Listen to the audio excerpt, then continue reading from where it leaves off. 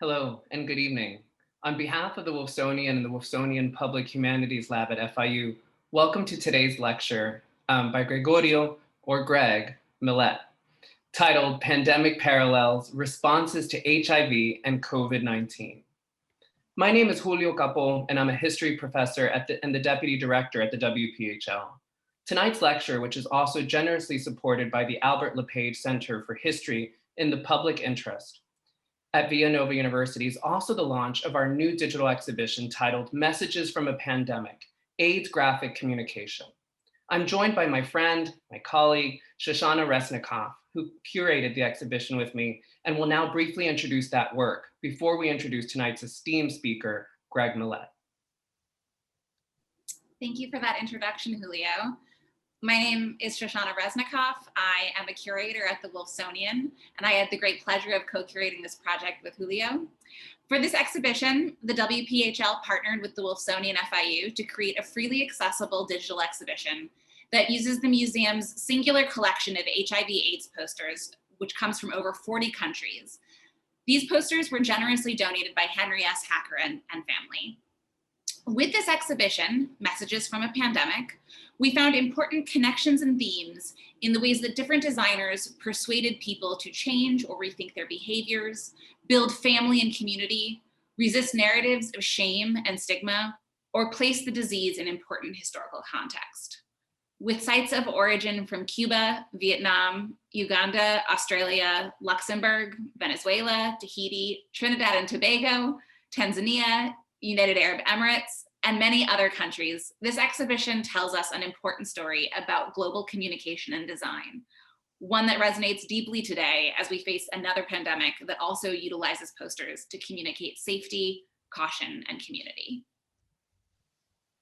So today, news pundits, public health officials, and politicians, among many others, including the general masses, have made important parallels and contrasts between HIV and the novel coronavirus.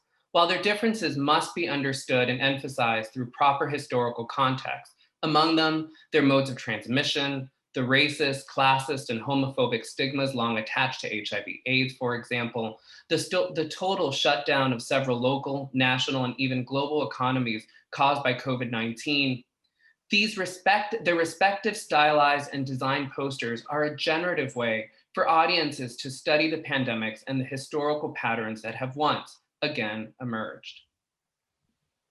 And so, of course, we can see overlapping stories, disproportionate and debilitating effects on Indigenous communities and people of color, the sparking of key questions about access to healthcare and postponing evictions, the prompting of discussions on individual comfort over public safety, and so much more. Indeed, as many reports have noted, COVID-19 has helped bring about a return of the art of the political and stylized poster. So tonight, to help us understand some of these connections, we are most fortunate to have with us tonight Greg Millet. Where to begin? He is a national leader in health disparities research and vice president ANFAR, the Foundation for AIDS Research. Mr. Millet is a former senior scientist in the CDC's Division of HIV/AIDS Prevention and subsequently served as a senior policy advisor in President Obama's White House Office of National AIDS Policy, where he helped author and implement the National HIV/AIDS Strategy. As if that wasn't enough, his work has also been featured in National Academy of Science meetings, as well as the many popular presses, and his epidemiological HIV research studies have been published in top-tier scientific journals, such as The Lancet and the Journal of American Medical Association. Mr. Millet's 2020 research on COVID-19 racial disparities have earned him guest appearances on CNN and MSNBC. Thanks so much for joining us here today, Greg. Thank you, Julio. It's really a pleasure to be here today. Congratulations on the launch of the exhibit for both you and Shoshana. And it's really wonderful to be here to help contextualize some of the really fantastic work that you both have been doing that's a part of this exhibit. Hello, everybody. My name is Greg Millet. I'm going to speak with you tonight about the pandemic parallels, responses to HIV and COVID-19. And before we begin, I really like using William Faulkner's quote, "The past is never dead, it's not even past," because there are so many parallels between both of these infectious diseases and our responses to them. And in some ways, we haven't necessarily learned some of the mistakes from the past. And I'll elaborate a little bit more about that as I move forward. So in a quick outline, I'm basically going to talk about what's old is new again, some of the similarities that we see between COVID-19 and HIV, discuss some of the similar racial and ethnic disparities for COVID-19 and HIV that both Shoshana as well as Julio alluded to earlier, and then talk a little bit more about some of the lessons learned and what's really going to make a difference for addressing both of these pandemics. So in terms of the similarities between COVID-19 and HIV, there are quite a few. And before I get into them, we could talk a little bit about the epidemiology. I'm an epidemiologist overall, and I love numbers. But this is where we are in terms of HIV as well as COVID-19. So by 2019, there are 38 million people living worldwide with HIV and 1.7 million new infections that take place each year, with a cumulative number of 690,000 deaths for HIV. For COVID-19, there has been 185 million cases and 4 million deaths, as well as 34 million cases in the United States and 606,000 deaths. So you can see with COVID-19 that it is quickly catching up, at least with the US data for deaths, as with HIV. There are a lot of other echoes that we see with COVID-19. As soon as this pandemic began and friends of mine tested positive for COVID-19, they were harkening back to when they tested positive for HIV and sort of that mental anguish and trauma that was associated with that. The other things that people living with HIV looked at too was the number of deaths in obituaries. During the 1990s, we saw a lot of obituaries for people living with HIV in gay and lesbian magazines. This is a YouTube video of a man who flipped through 10 pages of obituaries in Italy at the very beginning of the pandemic last year. And this really triggered quite a few people who saw a lot of parallels between the two. The other parallels that we see is the geographic spread. It seems that for both HIV as well as COVID-19, that it began in the coastal cities and coastal areas on the East Coast as well as the West Coast, and then spread eventually into the interior. We saw the same thing with HIV. With COVID-19, it happened fairly rapidly, but the pattern is very similar. The other thing that we see too, that Dr. Capo just brought up, is the issue of stigma. So for HIV, at the very beginning of the pandemic, there was the 4 H's: hemophiliacs, Haitians, homosexuals, and heroin users, who were stigmatized as having HIV. And then in the 1990s, we had the down low phenomenon, where bisexually active Black men were demonized for spreading HIV to their female sexual partners, despite evidence showing that that was actually taking place. And then, unfortunately, we've seen that this HIV stigma persists, that even just a couple of years ago, when Charlie Sheen came out about his HIV status, he also revealed that he was paying hush money to an ex-girlfriend to keep his HIV status secret. So we know that this stigma, unfortunately, is enduring and that it targets specific populations. Unfortunately, we're just seeing the same thing with COVID-19, with the wave of violent attacks against Asian Americans during the COVID-19 pandemic, Black and Latino and Asian Americans saying that they're experiencing COVID-19 related stigma in many different places and ways. We've seen instances of Latino workers facing discrimination over the spread of coronavirus, particularly in meat plants, where there is a large proportion of Latino immigrants who are working there. So we're seeing this stigma and discrimination that unfortunately is raising its ugly head again during the second pandemic, where we're marginalizing populations. Another way that we see some interesting parallels between HIV and COVID-19 is late recognition of differences by gender. So with HIV, you can see here on the left-hand side from CDC, CDC actually had to revise classifications for HIV infection surveillance because they were not recognizing HIV infections among women in the United States. So a lot of women who are coming up with mysterious pelvic inflammatory diseases and other things that doctors had no idea what it was in the mid 90s and the early 80s. And what they found out is that these women were HIV positive. And why they didn't think that these women could possibly be HIV positive is because it so heavily affected men in the United States, and particularly gay and bisexual men. We saw the same thing with the COVID-19 pandemic, where at the very beginning, there was all this discussion about why is it unequally affecting men as compared to women. But one thing that this doesn't really take into account is the COVID-19 recession, which has disproportionately impacted women, particularly non-college educated women in the United States. We also saw during the COVID-19 shutdown that intimate partner violence increased because everybody was stuck at home, and we saw violence, domestic violence increasing, disproportionately affecting women.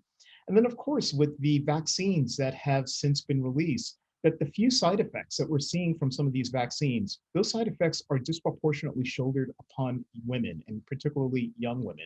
So one thing that we are late to do in the sciences is to recognize these differences by gender for both of these epidemics. The other thing that we've done too is we've replicated ineffective policy. We've just done things that do not work to prevent an epidemic. So for instance, with the COVID-19 pandemic, the previous administration had a travel ban to keep the spread of COVID-19, and it's a travel ban first from China and then subsequently a lot later from Europe. The problem though is that the travel ban was too little too late. We already had COVID-19 that was here. It was spreading from people who had visited Europe and not China. And it really replicates what happened in the United States with the HIV travel bans that were put in place as well, that were also not effective because HIV was already here and spreading here. And these travel bans were just ineffective.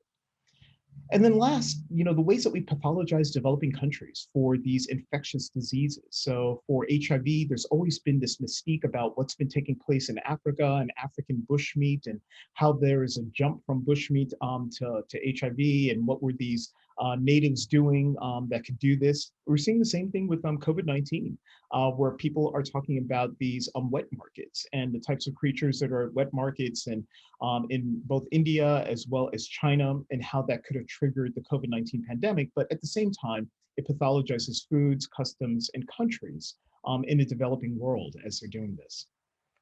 Now, but one of the biggest parallels that we see between COVID-19 and HIV is some of the inequities that we see by race and ethnicity. Now, we've known for years that HIV disproportionately impacts African Americans, Latinos, both men and women, gay and bisexual men, as well as heterosexual men and women, compared to white men and women in the United States.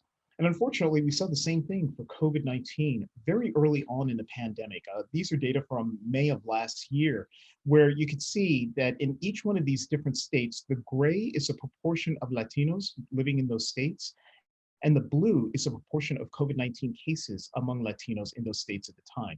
So you could see that, for instance, Virginia, only 9% Latino, but at that time, May of last year, 44% of COVID-19 cases were among Latinos. In Kansas, 12% Latino, 50% of cases were among Latinos, and so on and so forth.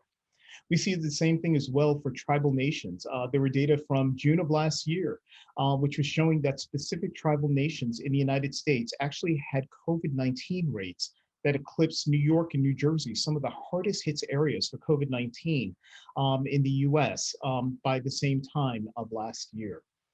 And then, of course, there were data that colleagues and I published looking at African Americans, where we found that those counties that have a higher proportion of African American residents have greater cases of COVID-19, as well as greater deaths among COVID-19. And it made a lot of news because we found that disproportionately Black counties were only about 20% of counties in the US, but they accounted for nearly 50% of COVID-19 cases and nearly 60% of COVID-19 deaths nationally.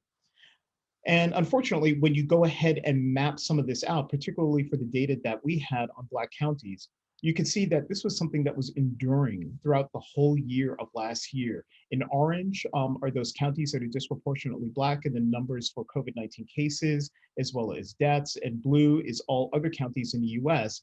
And then you could see that throughout the year, despite these being only 20% of counties, they still were 37% of cases and 45% of deaths in the United States throughout the year. So they're disproportionately impacted. It was something that was long lasting.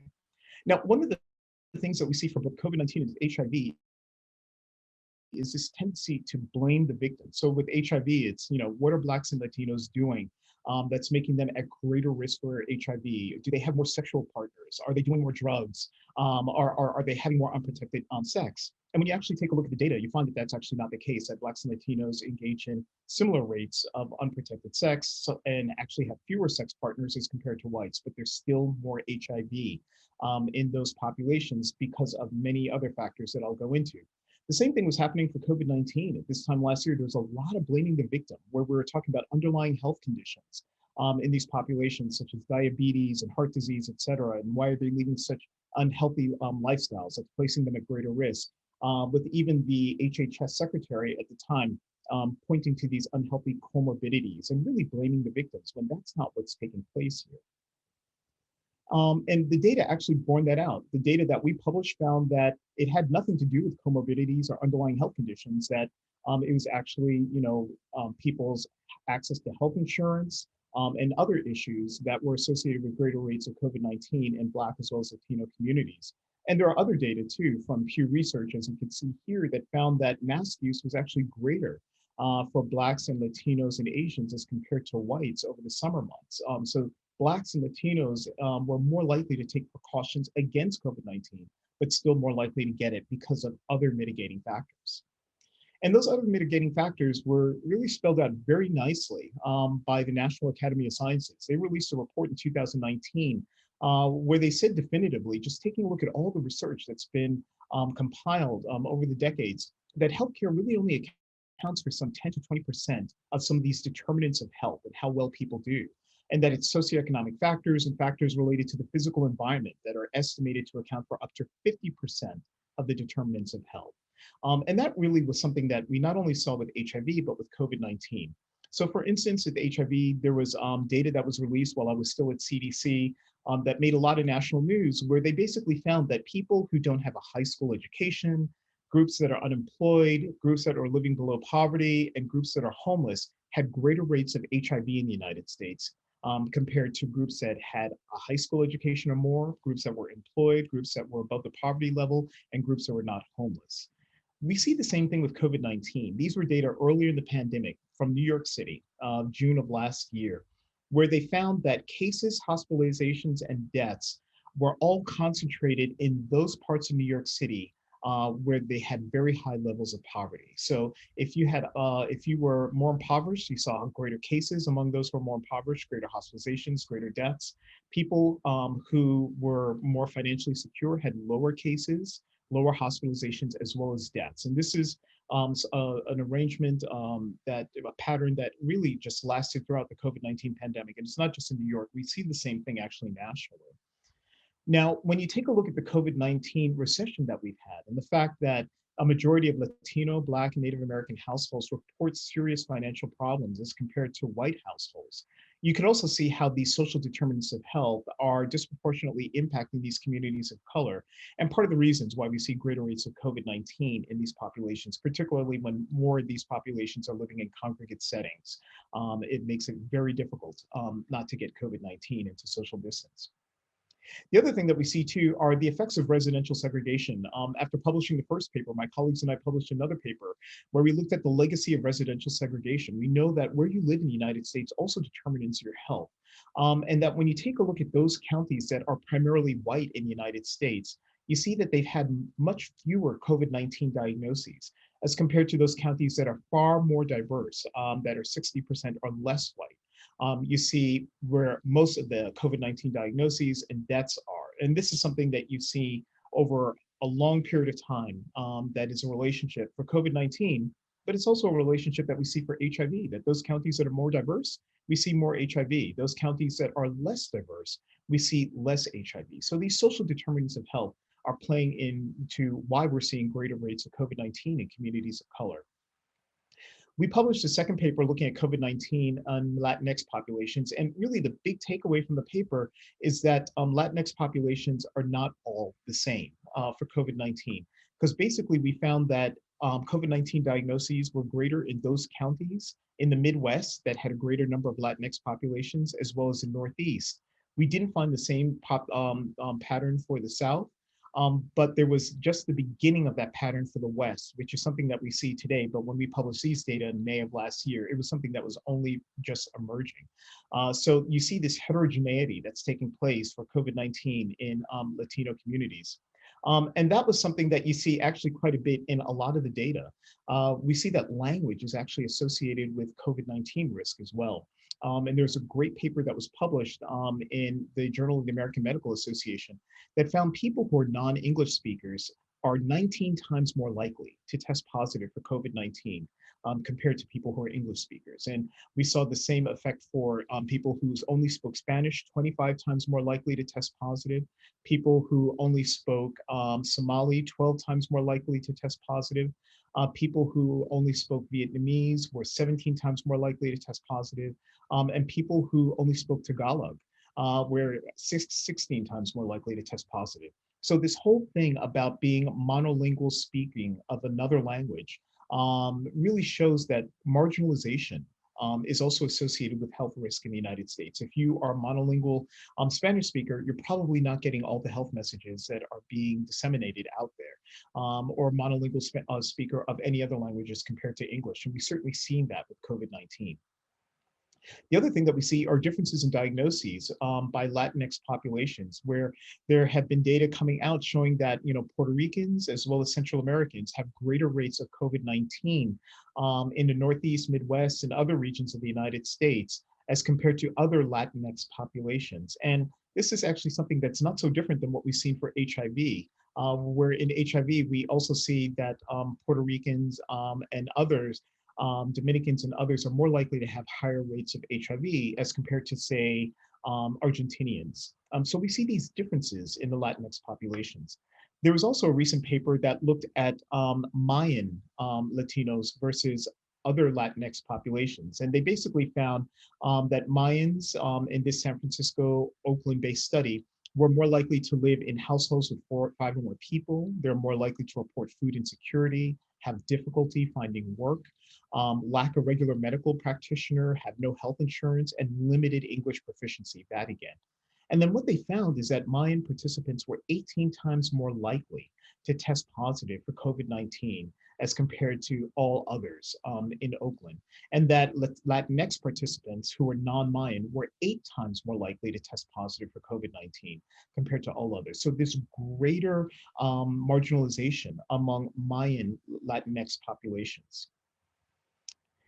The other thing that we see too that's very similar with HIV is that the populations that need it the most are less likely to get new technologies for addressing HIV or COVID-19. So for HIV, we knew that when medications came up for people living with HIV, that those medications were least likely to go to Black or Latino populations first because of access to health insurance. And now we're seeing the same thing with pre-exposure prophylaxis or PrEP. PrEP is a pill that you can take every day that prevents you from getting HIV, even if you're exposed to HIV. But despite the fact that African Americans and Latinos are disproportionately impacted by HIV, they are far less likely to have access to PrEP. And unfortunately, we've seen the same thing for the whole life of the COVID-19 pandemic. And it started with COVID-19 testing and where testing was available, that they were more likely located for tests in white neighborhoods and more affluent neighborhoods. It didn't matter if you're in New York City, Philadelphia, any of the large cities in Texas, or Nashville or many other parts of the country. This is a pattern that we saw over and over again, that the testing was not located in those communities that are more likely to have COVID-19. And unfortunately, we've seen the same thing as well for vaccines. With the vaccine rollout came out, that the vaccine rollout was not disproportionately happening in those communities that need it the most, that need access to the vaccine. And that's had some major effects. Here in Washington, D.C., it was just reported last month that the racial gap in coronavirus infections is widening because the vaccination rates are higher among residents in Washington, white residents in Washington, D.C. compared to Black.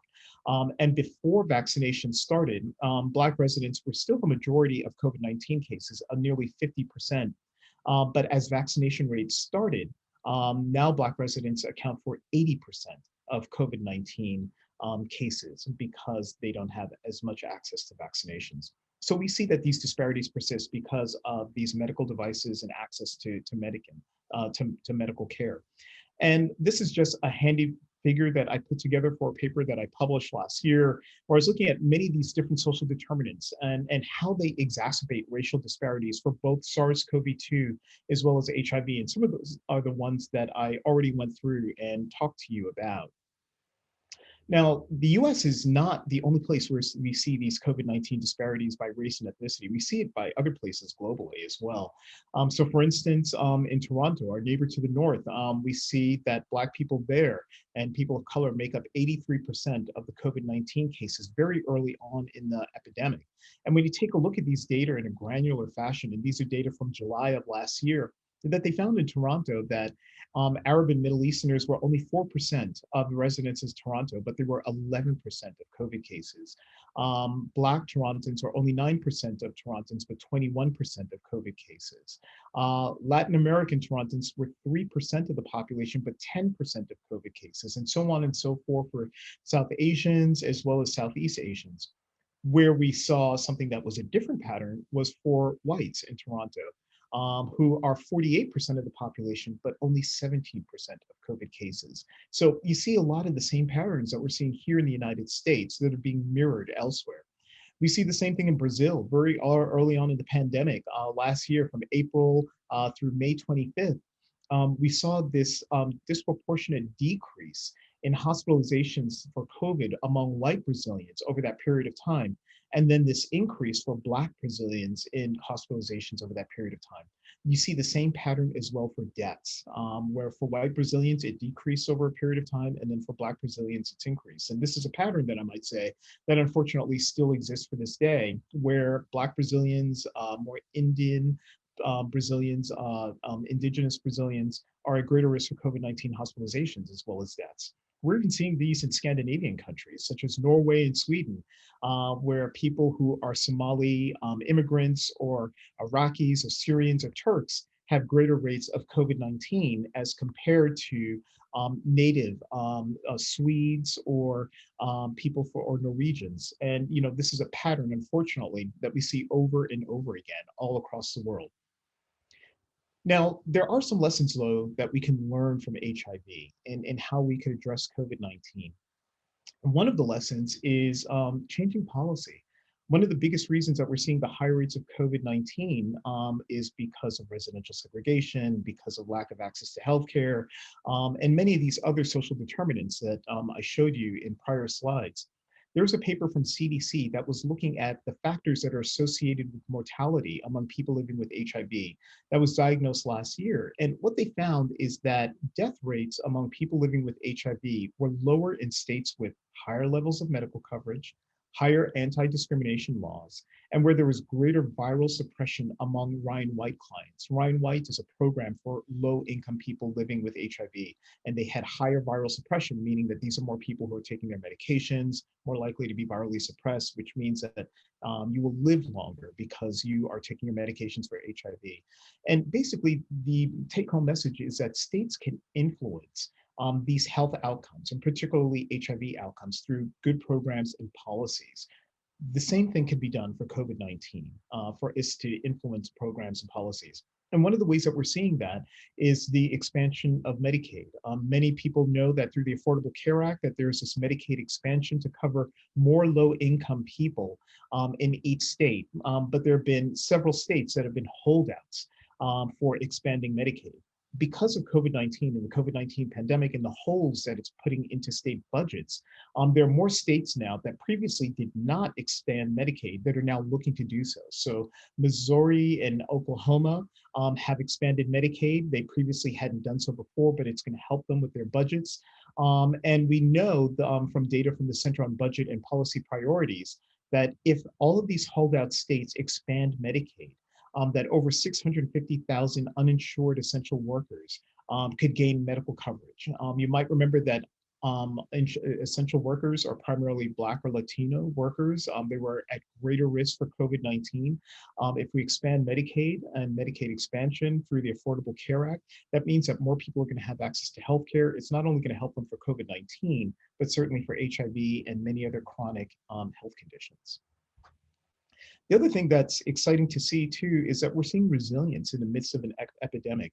One of the things that got me into public health and is just seeing the numbers of people who are around me, Black and Latino men in New York City, who are getting HIV and dying in the 1980s. And, I did a course correction. I was going to become a stockbroker, or I was going to get my PhD in history after graduating from school. And I did a course correction and actually went into the sciences because of what was taking place around me. Because of the COVID-19 pandemic, we're seeing public health programs that are seeing a surge in students and applications that really replicates what happened for HIV as well. And we're seeing medical school applications also surging for Blacks and Latino youth who are looking to become doctors after the COVID-19 pandemic.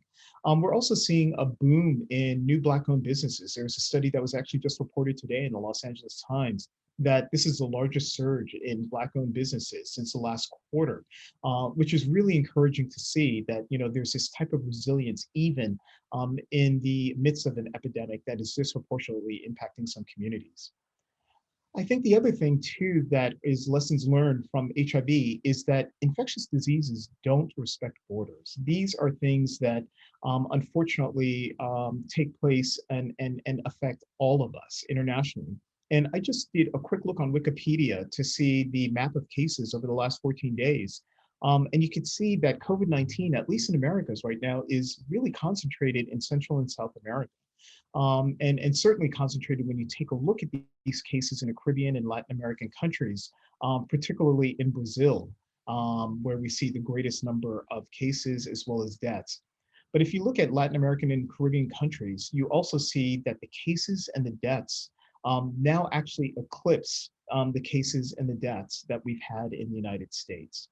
This is an infectious disease that in the US we can't think is not going to affect us, because in this region we're already seeing that cases and deaths are eclipsing those cases and deaths that we've had in the US. And that there's more than 1 million COVID-19 deaths in Latin America. The news is talking about the fact that it's highlighting some of the poverty and healthcare concerns. So many of the social determinants that affected greater rates of COVID-19 in particular communities here in the US are also operating in Latin America as well as the Caribbean. But there's something that we can do about this.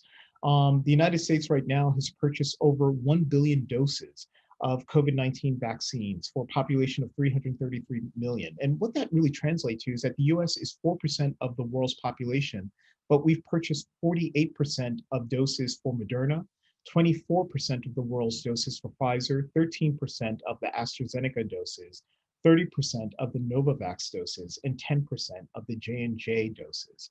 We don't need all of this vaccine.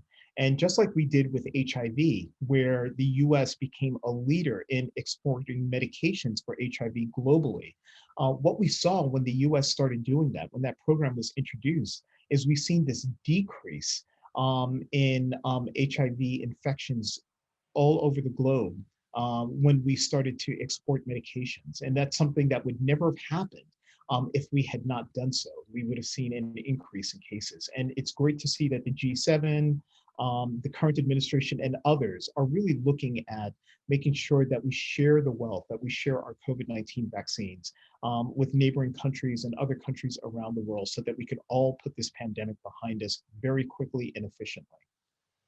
And last, I just want to end with a perspective from an HIV survivor who actually was talking about the opioid pandemic and parallels between the opioid pandemic and HIV. But I think that there's also parallels here with COVID-19 and HIV, and really the perspective of surviving a plague.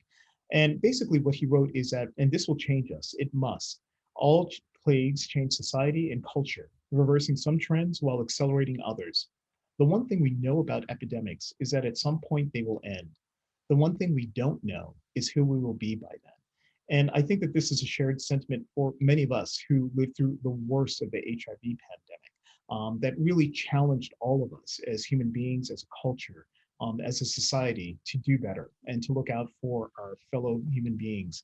We're seeing, unfortunately, the same thing taking place with COVID-19. And I think we all collectively hope that we won't have to do this again when the next pandemic takes place. So in summary, we have repeated many of the same mistakes that were made during the HIV epidemic. Disparities by race in COVID-19 were evident and predictable. Like HIV, COVID-19 presents an opportunity to make positive changes, such as investments in public health and revisiting some of the policies that we've had that have not been helpful for public health. We also know that there are challenges from overlapping epidemics, COVID-19, HIV, and many other overlapping epidemics, including the opioid epidemic. But this also presents us with opportunities for overlapping solutions.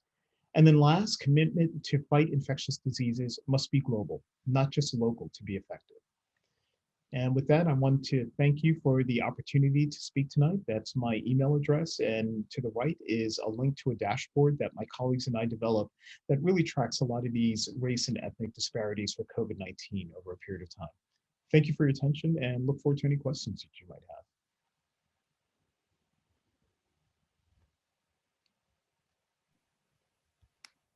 Goodness, that was incredible. Thank you so much, Greg. How I miss in-person talks, because at this juncture you would be hearing us all clapping for you. Thank you so much, Greg, for that riveting and most important talk. So many points and parallels and differences and lessons learned for us to take in. I also really appreciated just how you showed us what we stand to learn from the past, so often a difficult one, but how that legacy of that past can help save lives today, certainly. Thank you so much. So we have time now for Q&A. I'll field as many of these as I can. If at any point, as I noted in the chat, you could leave a question below using the button below in the Q&A question. So the first question, Greg, comes from Patrick. There seems to be misinformation about PrEP, discouraging use in sensitive populations. I was wondering if you could talk about that with respect to the vaccine. What are the similarities there? What's the mistrust of medicine, vaccines, scientific communities? Sure, no, I appreciate the question, Patrick. It's actually, actually greater than PrEP. We've seen a lot of mistrust around HIV medications overall. When I was a public health student in the 1990s, I was working on a project for CDC to try and gauge some of the hesitancy among Black and Latino communities around HIV medication, and that if we have an eventuality of an HIV vaccine, how could we address some of these concerns? And some of the things that kept coming up was, not only the Tuskegee experiment, which I think most of us have heard about, where basically syphilis medication was withheld from African-American men for 40 years. And it was a study that was actually done by our CDC. But there's also a long history of even, slave owners who experimented on slaves and led to some medical breakthroughs that we have now, a long history of immigrants not having access to healthcare and being turned away, even at emergency rooms. All of these things lead to greater rates of mistrust within many of these communities. And one thing that you hear over and over again, at least with HIV, and you still do today, is that HIV is man-made, that the government has a cure for HIV, and they're just not releasing it for Black and Latino communities because this is genocide. They don't care about us. I think that a lot of that sentiment also translated into COVID-19, where people saw how we reopened the economy so quickly in many different states, despite the fact that we knew that the epidemic was shouldered in particular communities. And many people thought, well, here we are again, we're going through genocide, where people care less about us. And if they care less about us, but then they want us to take this vaccine, can we actually trust it? So, there's a lot of logic that makes sense when you have this history of malpractices that have disproportionately hurt some communities by the medical community, that unfortunately we have to quickly build some sort of trust and move forward with trying to vaccinate as many communities as possible. But it's a challenge, and it's going to remain a challenge for quite some time. Thanks for that, Greg. John D has a question about religion. John D is wondering what role you think religion plays in this larger equation. That's more difficult to figure out. It depends upon, which religion. So for HIV, there was a lot of moralizing around HIV, and those groups who became mostly impacted by HIV, particularly gay and bisexual men, as well as transgender women. And that was something that set back our fight for HIV for quite some time. As a matter of fact, the HIV pandemic was not a real focus of the Reagan administration for as many as 5 or 6 years of that administration. And by then, at least 80,000 people had died from HIV within the country. And a lot of that was, religious concerns saying that, well, if you are doing something that places you at risk, then you deserve to get this disease, particularly from more conservative religions or even from Catholics and others. And that was something that was a main issue in the fight with HIV and part of the culture wars then. With COVID-19, the way that religion is operated has been slightly different, but there's also some similarities too. We know that among evangelicals that they are less likely to be vaccinated for COVID-19. They're more likely to believe that it's some sort of hoax, less likely to wear masks as compared to other groups in the United States, particularly those who are non-affiliated religiously, or compared to Jewish Americans or others, that we see less adherence to public health guidelines among white evangelicals. So, unfortunately, there are some parallels that are there. It's not all hard and fast, but definitely some parallels that are there in terms of religion as well. Thank you, Greg. Jeff is also now asking if you could please comment on the association of age difference with infections and hospitalizations and deaths and vaccinations. Sure. So, one of the things that was clear with COVID-19 is that we saw that COVID-19 overall disproportionately impacted older Americans. So much so that, deaths in nursing homes comprise as much as 40% of all the deaths for COVID-19 in the United States. That's what was taking place. But those are only people that were captured in nursing homes. There are many more people who died outside of nursing homes that were not captured in official statistics. But it is a pandemic that disproportionately has affected older Americans.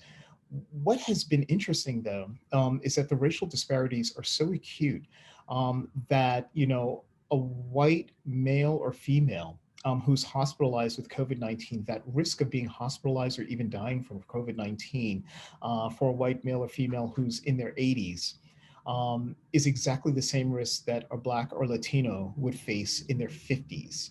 So that's what the racial disparities are looking like, is that younger Blacks and Latinos, a disproportionately number of younger Blacks and Latinos were not only contracting COVID-19, but hospitalized by it and more likely to die for it. We need to even take a look at the pediatric cases of COVID-19, or kids who have died from COVID-19 or contracted it disproportionately, overwhelmingly so, African-American and Latino, primarily actually Latino. So, it's been something where the age difference is another wrinkle, where we see that the risk for COVID-19 transmission, hospitalizations, and deaths is skews older for white Americans, but then skews much younger for Black, Latino, as well as Native Americans. So many kind of a matrix of things. Greg, John wants to know, he says that what I'd like, that there was a major and rapid federal investment in in a COVID vaccine research and distribution, while investment in biomedical research about HIV/AIDS seemed to come much more slowly. So what accounts for that difference, he wants to know? Does it indicate that we've learned something, you think? Well, I think there's a couple of things that are operating there. You have to remember that the COVID-19 vaccines were predicated on HIV research. So, the fact that we had HIV research and this whole mechanism for HIV vaccine research has really helped COVID-19. The way that we develop the vaccine is through ways that we have looked at developing HIV vaccines. So that helps speed up the process, as well as the infrastructure was already there. The COVID vaccine network that the National Institutes of Health has is built right onto the HIV vaccine network and the HIV net. So all of that was there. That infrastructure, the science was all built by HIV. So that helped to speed up the process. I think the other thing that we need to look at as well is the degree to which community has really impacted how we do science in the United States. HIV advocates, HIV activists, people living with HIV, they just fundamentally changed the way that we interact with our healthcare in the United States. It's hard for many of us to remember, but prior to the 1980s, you just did what your doctor said and you just did not question it. HIV advocates completely ripped up that paradigm and introduced a new one where we were actually partnering with the medical community, because there are a lot of HIV activists who knew just as much about what was taking place with HIV and read the scientific journals as their doctors did, and really forced them to move into a more cooperative relationship. HIV activists also implemented all these amazing changes in the amount of time that the FDA reviews and is able to accept drugs. The reason why we had emergency authorizations for HIV vaccines, for COVID vaccines, for quick authorization through the FDA, is because that was something that HIV activists had really demanded and pushed through in the 1980s and the 1990s.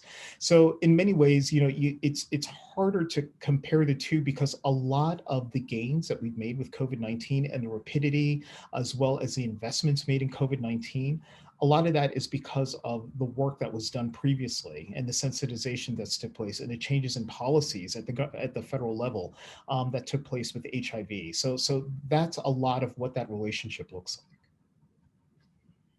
Such important points to remember. Dan Royals asked if you could talk a little bit more about the issue of intellectual property and patent protections when it comes to COVID-19 vaccines, and how that might shape availability worldwide. Sure. So, this is definitely not my area. I can talk in generalities around it, but one of the big things that we saw with HIV, and part of the reason that activists were successful in getting HIV drugs to Africa and Asia and other places, was working with pharmaceutical companies to really try and break some of the patent protections that were there for HIV medications, such that generic medications could be manufactured in India and other places that would be much more affordable for low and middle income countries. And that's been an unqualified success. We're seeing the same thing that could potentially happen for the mRNA vaccines, the vaccines that we have for COVID-19. The problem, though, is the same fights that we're seeing with intellectual property, where there are several pharmaceutical companies who say that these mRNA vaccines are a reflection of investments that were made by their companies, that just sharing that intellectual property is a disincentive for many of these agencies and groups to do that type of research if you're just going to share it with the rest of the world. And I think it's going to be something that is going to continue to play out over the next year or two as we try and figure out the degree to which the US will share some of the mRNA vaccine technology specifically. However, the other technologies that are available, such as what produced the J&J vaccine or AstraZeneca, those are more conventional vaccines. And some of those technologies can be shared very easily with the world as well. And the fact that those vaccines are also incredibly effective is important. Some of this may become moot, though. We don't know what's going to happen in the future with the many variants that are taking place. Dr. Capo, before we started, brought up concerns about the Delta variant and what that means as it spreads through the US, the Americas, and many other places. And we know that this Delta variant is not as effective with our vaccines, or our vaccines are not as effective with the Delta variant as it was with previous coronavirus variants. And we're going to continue to see these variants that may really challenge the efficacy of some of our vaccines. So even if we share some of these technologies, there's no guarantee that our vaccines are going to be able to keep pace with some of these variants that continue to be produced from all around the world from people who are not inoculated, that could come back and be a challenge to us as well as many others. So we're really in a race against time, literally, like a Hollywood drama, to try and get ahead of inoculating as many people as possible before we have variants that render all of our vaccine protections useless. Thank you. So to wrap us up tonight, we have this incredibly generative conversation that has us thinking about all the kind of important historical parallels and also are very present, as you make clear. We have a question here from Patrick, who's asking us to think now globally. So can you, he asks if you can talk about what countries you think did really well during the pandemic, or perhaps what resulted in the United States having such a terrible infection rate relative to the rest of the world. What helps explain this? Sure. There are several countries that did very well during the pandemic. Australia, New Zealand did incredibly well with lockdowns, with social distancing, adhering to scientific and public health measures. There were other countries that did exactly the same in their adherence to public health measures. The U.S., we were not as effective in doing that, and some of this is because leadership matters. Just like with HIV, there was very early politicization of a virus, and that politicization was not helpful. Because we were too busy marginalizing specific populations. We were too busy blaming China with HIV. We were too busy blaming Africa, blaming gays, gay men, and others. And that hampers your efforts to actually address it. How does it hamper it? Well, it means that people are less likely to seek healthcare because they are coming from communities that are stigmatized. It means that there's probably going to be a slow walk for resources and access for testing and other things because we are politicizing a virus. And you find how that manifests with what happened very early on in the US pandemic. We saw that rates of COVID testing were lower in specific parts of the country that voted one way as compared to other parts of the country that voted another way. And then we're seeing the same exact thing right now with vaccines and who is getting vaccinated and who's not based upon voting patterns. And, it's unfortunately that we didn't learn the lesson from HIV where we politicized that epidemic as well and had just as horrible and slow a response that led to many needless deaths, that we unfortunately replicated that with COVID-19. There are many other countries that just hewed to science. They kept it all value free. They did not enter into the political realm, and they were able to have a much better response and to really keep most of their populace from not becoming infected with or even dying from COVID-19. And when we're looking in the face of 600,000 deaths and counting, which is remarkable to me, over 15 months, you would hope that the next time that we face a pandemic, that Americans would actually band together and fight this disease together rather than fracturing into many different pieces. Sobering words, Greg. Thank you so much. Thank you for this incredibly powerful and generative discussion tonight. Thank you truly, Greg Millett, for your incredibly important talk and for all the great work you do for us all.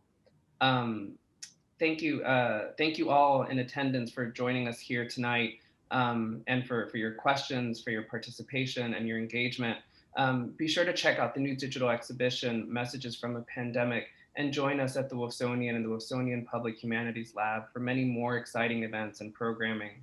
Thank you again, Greg, and thank you all. Have a good night. Have a good night. Thank you.